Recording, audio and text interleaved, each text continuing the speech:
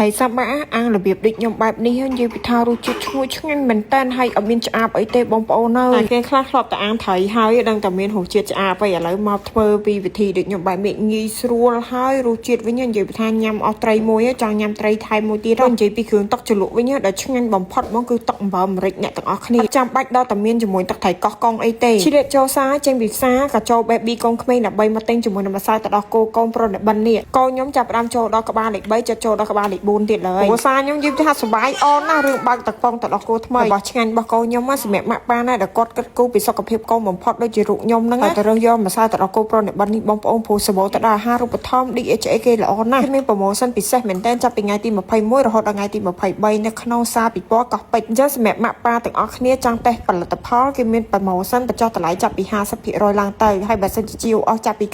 $98គេមានការចាក់រង្វាន់ទៀតបើសិនជាបងប្អូនចង់បានជាមួយនឹងម្សៅទឹកដោះគោនោះអាចរកទិញបាននៅតាម Baby កូនក្មេងនៅតាមបណ្ដាខេត្តនានានិងនៅភ្នំពេញគឺគេមានលក់ទាំងអស់ហ្មងបងប្អូនមើលទៅភាពលះហហួនរបស់កូនខ្ញុំមកព្រោះក្នុងម្សៅទឹកដោះគោហ្នឹងគឺជំនួយទៅដល់ខួរក្បាលជំនួយទៅដល់ផ្នែកឆ្អឹងរបស់គាត់លូតលាស់ទៅតាមស្តង់ដារល្អហើយបើអ្វីដែលសំខាន់បំផុតគឺគាត់បន្តបងរាល់ថ្ងៃមកចាំបាច់ត្រូវខ្ញុំព្រួយបារម្ភអីទេបន្ទាប់ពីកូនបានបើអស់មួយដបនឹងឆ្អែតទេកូនខ្ញុំលែងសូវលពឹសអីប្រហែលហើយខ្ញុំក៏ចោះមកធ្វើជាមួយនឹងត្រីសាំបាក់ទិញពីផ្សារមកវារៀងកកអញ្ចឹងខ្ញុំត្រូវត្រាំទឹកវាសិនហើយបើក្បាលហ្នឹងខ្ញុំទិញតម្លៃ6000ធ្វើទឹកម្រេចមុនគេសិនណាគ្រឿងក្រៅដូចខ្ញុំដាក់នៅក្នុងចានបង្ហាញប្រាប់អ្នកទាំងអស់គ្នាចឹងខ្ញុំចាប់រាមចំបាច់ជាមួយនឹងក្រូចហើយបន្ទាប់មកក៏ទឹកអំបិលអាមេរិកហ្នឹងឲ្យវាឡើងសប់បែបនេះអូនិយាយមែនខ្ញុំឡើងស្រក់ទឹកមាត់ហ្មងបើសិនជាអ្នកទាំងអស់គ្នាចង់ញ៉ាំជាមួយនឹងគ្រាប់ខ្ទឹមទៀតអាចបន្ថែមទៀតក៏បានដែរគ្រឿងទាំងអស់ហ្នឹងមានដូចជាម្ដេងគល់ស្លឹកគ្រៃហើយនិងស្លឹកក្រូចសើចសម្រាប់អ្នកទាំងអស់គ្នាចូលចិត្តម្ទេសហឹរខ្លាំងប៉ុណ្ណាអាចដាក់តាមចំណូលចិត្តបានបុកគ្រឿងទាំងអស់ហ្នឹងឲ្យឡើងម៉ត់ហើយបន្ថែមជាមួយអំបិលហើយនិងស្ករសដាក់គ្រឿងទេសទាំងអស់ហ្នឹងតែបន្តិចបន្តិចបានហើយបុកឡើងសប់ម៉ត់បានល្អហើយចាក់ចូលនៅក្នុងកូនចានដែលមានជាមួយនឹងប្រេងខ្យងហើយស្រាច់អូច្បល់វារួចរាល់ហើយយកមកប៉ាត់នៅពីលើត្រីបែបនេះអាំងលើភ្លើងក៏បានចង់អាំងនៅលើអូវិនដូចខ្ញុំចេះក៏បានដែរខ្ញុំធ្វើត្រីតែមួយចឹងខ្ញុំអត់ចង់បង្កាត់ភ្លើងនៅមួយញ៉ៃញ៉ៃអីទេខ្ញុំបាញ់ប្រេងដើម្បី